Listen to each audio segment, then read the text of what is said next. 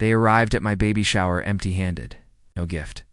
Just a $15,000 loan agreement for my brother's car. Surprise. Oh, you're helping your brother. Dad beamed. Be grateful we trust you, Mom added. My only reply was, understood. Then, I quietly canceled the scheduled payment on my phone. 15 minutes later, my brother answered a call, then yelled, "What did you sign?" They finally showed up at my baby shower. No warning, no text, just waltzed in 30 minutes late. Loud enough to steal all attention from the games and gifts. My mom wore her practiced, supportive smile, the one she uses when trying to appear parental. And my dad, as usual, didn't bother with the pretense. No present, not even flowers, just a manila envelope he pulled out as if it were a prized possession. Surprise, he announced, placing it in my lap, expecting applause. You're helping your brother. I blinked. He gestured to the document inside, a loan agreement for $15,000, co-signed in my name for a car my brother had apparently already driven off the lot. My mom chimed in, touching my shoulder as if we were sharing a proud moment. Be grateful we trust you. This is a big deal for him. That's when it truly hit me. They weren't asking. It was already done. The process was scheduled for Monday morning. My signature had been forged, or worse, lifted from past paperwork where they'd needed my assistance. The room still buzzed with party chatter, a table of cupcakes untouched. Pink decorations swaying gently under the AC. I simply smiled, discreetly unlocked my phone beneath the table, opened my banking app, found the pending transaction, and canceled it. That was it. 15 minutes later, my brother's phone rang. I watched him from across the room as he answered, nodded, then bellowed, "What did you do?" He looked directly at me. I didn't react, just continued sipping from the plastic. Flute of sparkling cider my cousin had offered earlier, he stormed out. My dad followed. My mom lingered just long enough to murmur something about me making a scene, even though I hadn't moved. But inside, something had shifted. It wasn't an immediate realization. That would have been merciful. It came in layers, like peeling back rotten wallpaper, only to discover the entire wall was molded. That envelope wasn't the first offense, merely the latest insult on a ledger so extensive it deserved chapters. As I sat there, watching the room pretend nothing had happened, something clicked. This wasn't a one-time overreach. This was routine, a system they had built, and I had been the foundation. Quietly, repeatedly, foolishly. I thought back to last year, my brother's birthday. I'd covered the dinner, an $800 tab, at a rooftop steakhouse. I didn't even get a slice of cake, just a thank you text that auto-corrected my name incorrectly. Before that, the HVAC replacement at my parents' house, $7,100, will pay you back once the taxes hit. My dad had promised. The refund came. The repayment never did. The time I spotted my sister $2,000 to help her through a rough patch. She posted new designer boots that same weekend, the tag still on them in her mirror selfie. But I kept giving, kept swallowing the bitterness, because maybe, just maybe, this time they'd see me. Not as a convenience, not as a walking ATM, but as someone who mattered. They never did. At my own baby shower, I was a footnote to a transaction, a host to a humiliation. What? And still they expected me to smile, and I almost did. Go again. But then I remembered a memory I hadn't touched in years. Sophomore year of college, I'd just come home for the holidays, the first time after the accident that changed everything. I was quiet, adjusting, learning to live differently. At the dinner table, I offered to help with dishes. My hand slipped. A plate shattered. My mom laughed, not out of cruelty but dismissal. Guess some things you'll just never be good at. My dad didn't look up from the TV. My brother whispered, "You shouldn't have come back." They thought I didn't hear, but I did, and I remembered. I remembered being their afterthought for decades. The strong one, which was code for the one we can ignore because he won't explode. I remembered every time they used "you're so independent" as an excuse to never show up, to never call, to never ask how I was doing. Even when I got pregnant, alone, on my own terms, they never offered help, never sent a card, barely acknowledged. But now Now I was useful again. Now, they needed a signature, a safety net. Now they showed up with a loan document. No gift, no congratulations, no how are you holding up. It's just a forged line on a contract and a guilt trip about family obligation. And that's when I saw the full scope of it. I give, they take. I show up. They leave me out. I stay quiet. They assume consent. And it wasn't random. It was trained, conditioned, expected. Because every time I let it slide, they built the next insult into a small boulder. They didn't just disrespect me, but they discounted me. They rewrote the story so thoroughly that they believed it, that I was okay with being used, that I liked it, that my silence was agreement, that my understood meant permission.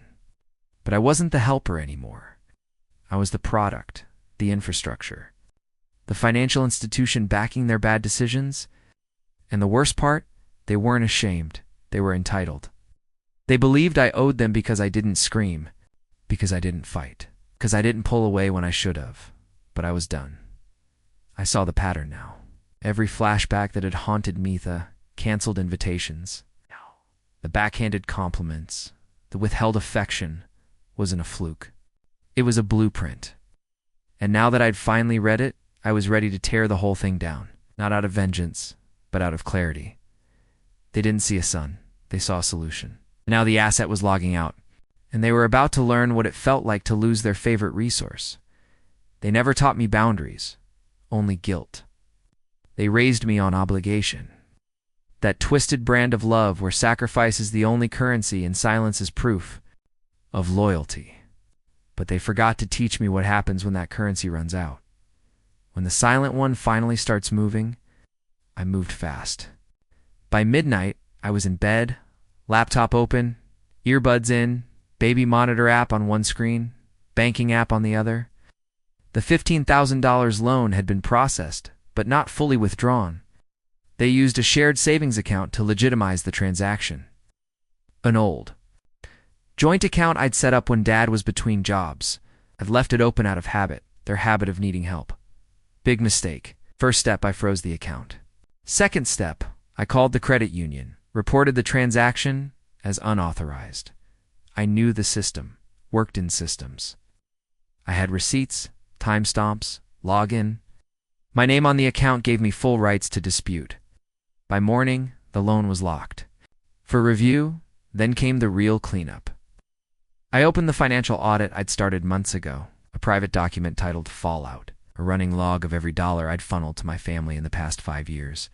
Rent covers, bailouts, phone bills, health premiums, car repairs, mortgage overages, and totaling $117,000, not even including the wedding gifts, holiday trips, or emergencies that always seem to happen on 3-day weekends. I started shutting things down like levers in a control room. It's the car insurance. 6 people under one group policy, mine. I removed them all, letting them get their own coverage at their own risk levels. My brother would be the first to notice when the DMV flagged as expired proof. The streaming accounts, everyone gone.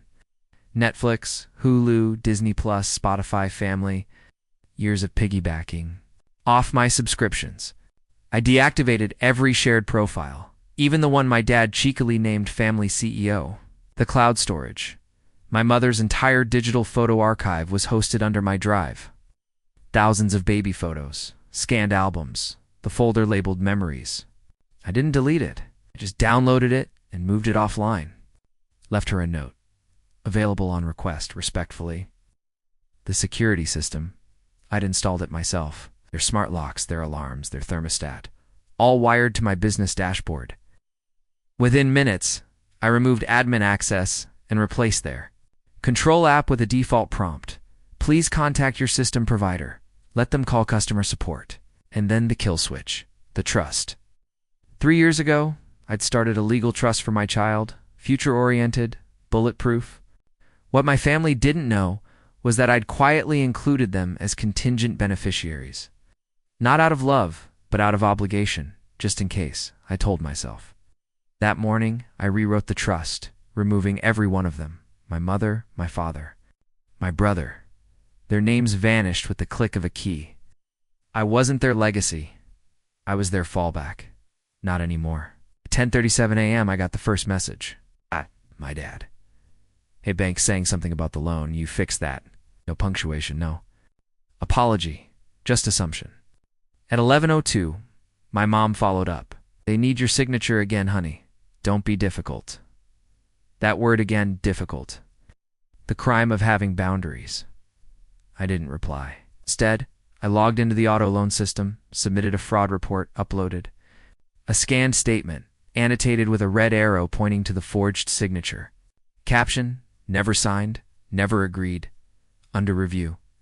At 1:26 p.m., my brother finally called, didn't leave a voicemail. Just sent a text 5 minutes later. What did you do? I muted the thread. Then I opened my personal document vault. 1. By 1, I exported copies of every agreement I had ever co-signed, supported, or backed for legal proof just in case. I wasn't cutting ties, I was keeping records. Let them explain to a judge why they forged a signature on a financial document, tied to a newborn's future. By nightfall, I'd reassigned all access rights to my baby's emergency fund, moved our healthcare proxy to my lawyer, and rerouted every tech service in their home to a third-party vendor.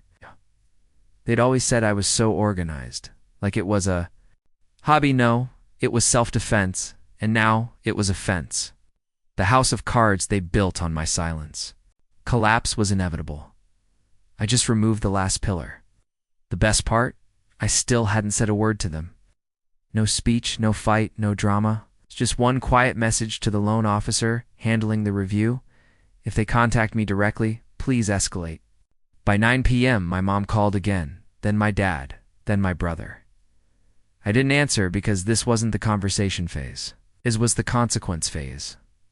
I didn't expect an apology. I expected noise. And that's exactly what I got. It started with the group chat, which they hadn't used since Grandma's funeral, suddenly reactivated like it was a family lifeline instead of a landmine. My mother opened the thread with, "We need to talk. This has gone too far." No subject. No salutation, just panic in Times New Roman. My father followed with, "You've embarrassed us." That loan was a gesture of trust, not betrayal. Then my brother, barely trying to contain his rage. "You made things worse for me. You should probably look into this before it escalates." They weren't ashamed of what they did. They were frustrated that things didn't go as expected. The messages came in floods, voice notes, screenshots, warnings, accusations. I watched it all in silence, standing in my kitchen, bottle-feeding my daughter while they melted down on screen. They thought I'd reply. They thought I'd cave. Instead, I took a screenshot of every message, every accusation, and forwarded them to my attorney. No commentary, just as discussed. Here's documentation. An hour later, they switched tactics. Phase 2, pity parade. My mom started sending sad photos. Her crying, a blurry pic of my dad holding his head in his hands. A snapshot of a casserole on the stove with a caption, "We made your favorite. Please come over." They really thought baked pasta could erase fraud. Then came the messages disguised as confession. "We were just trying to help your brother.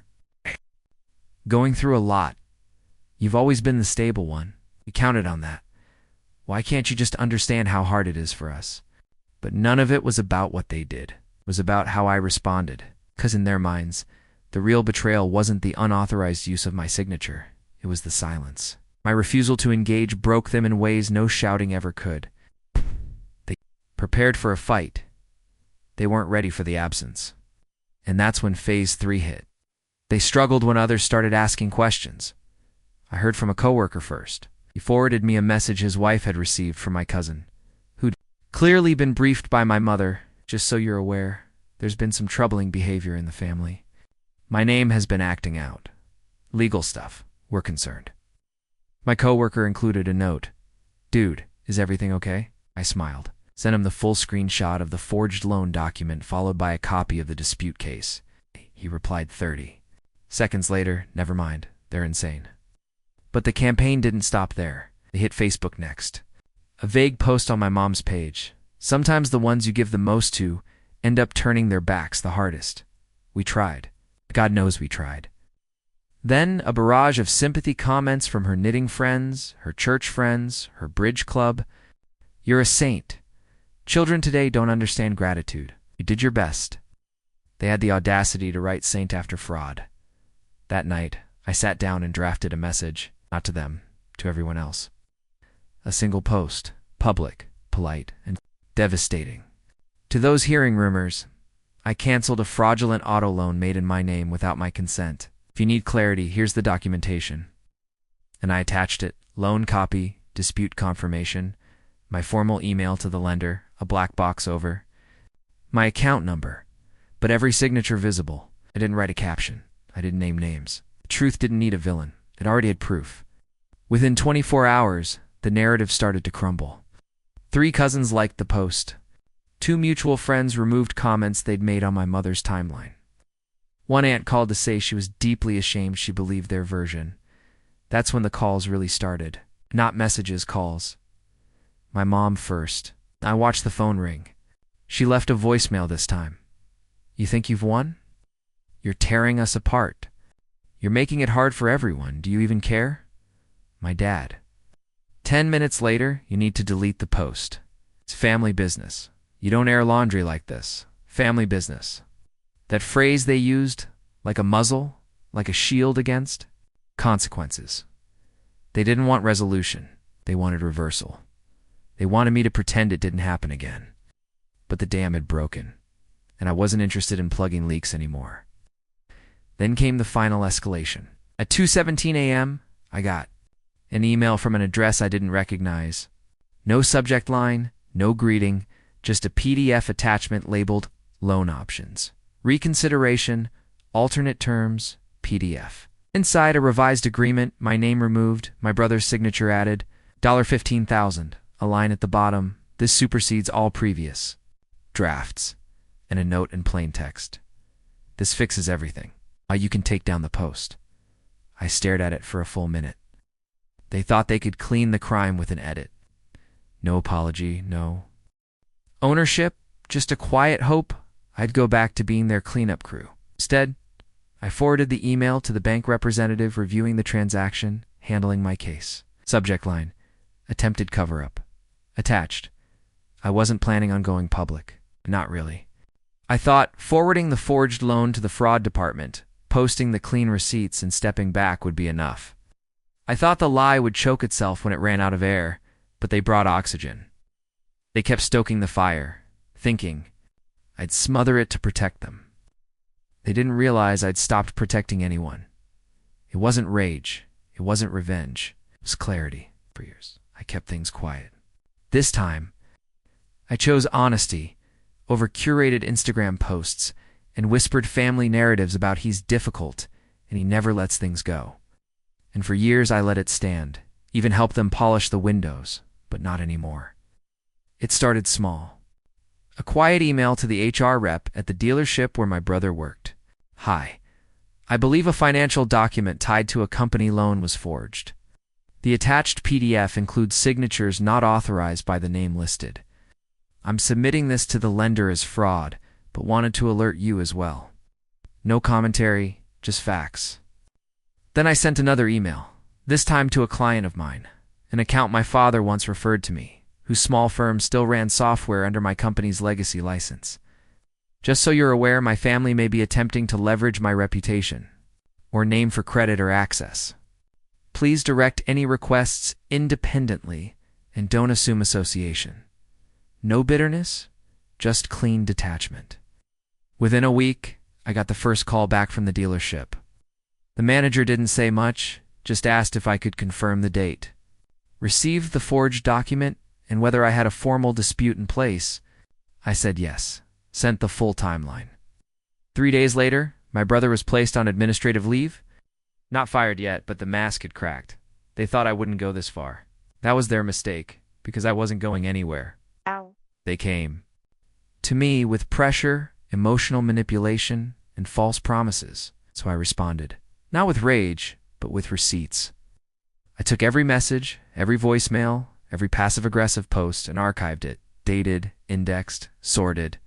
Then I launched a private blog, not viral, Not dramatic, just a clean, chronological recounting titled What Really Happened. A family story in documents.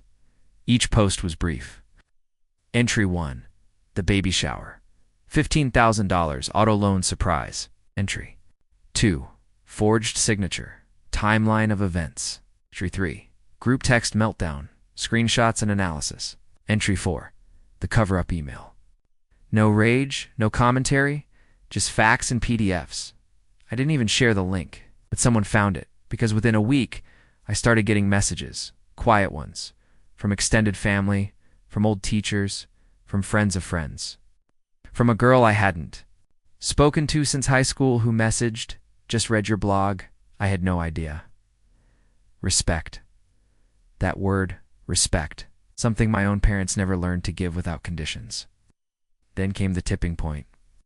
The blog link somehow landed in my mom's church group chat. I know this because she left me a voicemail I'll never delete. Her voice was shaking, not with sadness, but with panic. "You need to take it down. People are asking questions. Your uncle called us last night. He said we're a disgrace. What have you done?" I hadn't done anything. Just shown the receipts. But for people like them, truth is exposure, and exposure is war. Because in their world, image is everything. They could handle dysfunction so long as it was private. They could handle pain so long as it was packaged. But this was naked, and they were terrified.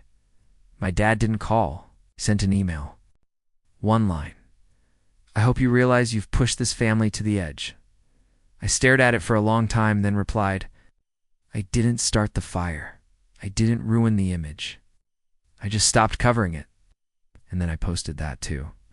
Entry 5, the final post, because that's all it took. Didn't scream, didn't curse, didn't beg, I didn't fight them. Just shared the facts, and they couldn't look at it without recoiling, because the truth wasn't violent, it was inconvenient. And for people who built their lives on curated deception, that was enough to destroy them. They came on a Sunday morning, uninvited, unannounced, just stood on my porch like nothing had happened. My mom wore that forced smile she reserves for manipulation disguised as concern. My dad stayed behind her, arms crossed like backup. She didn't ask for, but knew she'd need. I didn't open the door, just stepped outside and waited. "We want to talk," she started. "You've made your point now. Let us make ours." I said nothing. "You've gone too far," she added. "This has hurt everyone." "Some things are better handled privately," my father cut in. "You don't destroy your family over one mistake." That word again, mistake. Forgery, lies, manipulation. To them, just a hiccup. Then came the truth. "We need you," she said. "Loans frozen, your brother's gone, we're drowning. Not we miss you, not we're sorry, just we need you." I looked at both of them and finally spoke. "You didn't lose a system. You lost a son." They froze. "You brought a forged contract to my baby shower and called it trust. You built this family on guilt and silence, and I lived in it until now. But I have a daughter, and she will never learn that kind of love." My mother's eyes welled up. "So that's it? You're cutting us off?" I nodded. "You didn't lose dinner. You lost me." Ow. I handed her the welcome mat she'd once gifted me, a cheap metaphor, but fitting. Then I turned and walked inside. No slamming doors, no final blow, just silence. And this time, it wasn't mine to carry, it was theirs.